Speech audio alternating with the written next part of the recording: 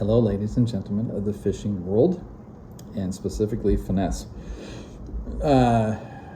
This does cover quite a range. The subject of today is lines, hooks, weights, and swivels.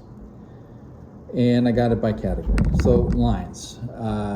Braid should be least strength and diameter that you can get away with. This ensures best casting and sensitivity levels. I used to be a very heavy braid person to heavy leader, and I don't do that anymore. Case in point, I was doing 20 to 8 pound when I first started with my finesse rod. I went to 10 to 8. Now I am at 6 to 6. No, excuse me, 8 to 6. I won't go down to 6 braid because it's a little too skinny for me. It's still fairly strong. I have pulled a 9 pound carp in on it and it had not break on me. So my primary on my finesse is 8 to 6. Fluorocarbon always. Mono or fluoro? Well, that depends on factors like baits and depth, technique, etc. You know, I used to throw glide baits. I always used mono. I never even used copolymer. I wanted as much float as possible. Unless it was a slow sinking, then I would sometimes do copolymer, but never fluoro with the glide bait. Paddle tails, the bigger ones, like the 7 to 10 inch, I would throw on copolymer just for the abrasion resistance, because I would throw around rocks and bushes and stuff like that a lot with the Owner Beast hooks. You know, drop shot, Ned, Nico, all those type of things, I tend to stay as light and with fluorocarbon because they're bottom oriented, and I just use the lightest weight I can to compensate for the drop rate, essentially. And yeah, here we go into this. A bottom, drop shot, Ned, Nico, fluoro, best for easier, softer hits because it doesn't have stretch, so you can lean in and not have to snap. Mono hybrid, heavy cover, top water, motion baits, harder hook sets, abrasion resistance, stretch to float, and stretch and float, sorry. So I have a rod. How do I describe this? My old roommate had a catfish rod made. It was a 3-piece, I believe it's a 10 weight flight blank, if I'm not mistaken. I could be wrong. It's either an 8 or a 10, but it's a 3-piece. It's got a little bit of parabolic, kind of heavy moderate, but it's like all backbone besides that, and it's almost a 2.5 foot cork handle with a heavy steel seat. It is an insanely strong but light rod.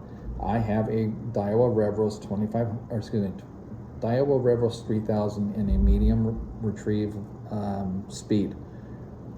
I have 20 pound 20 pound Berkley Extreme braid because it's cheap and it works. And I have that to 14 pound fluorocarbon. I use that for catfish, I use that for carp, and heavy cover for bass. I prefer spinning rods as much as possible. I'm very, very adept at bait casters, but I prefer to use spinning tackle for just ease of use.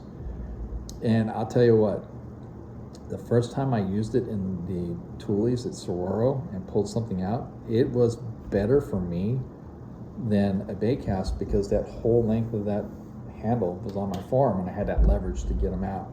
I have gotten over a 24 pound grass carp on that rod and it has not skipped a beat. Now, of course, when I was going for those, I had an 8,000 size carp reel on it.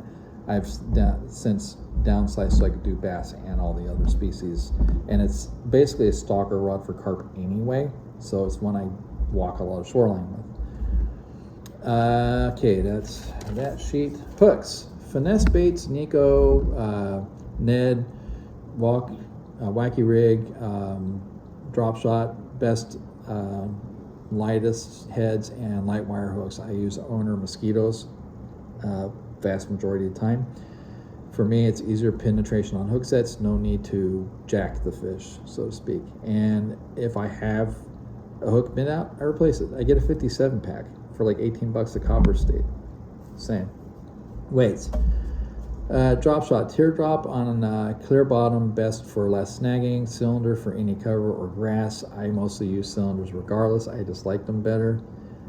Jig heads, light as possible for finesse, heavier for cover.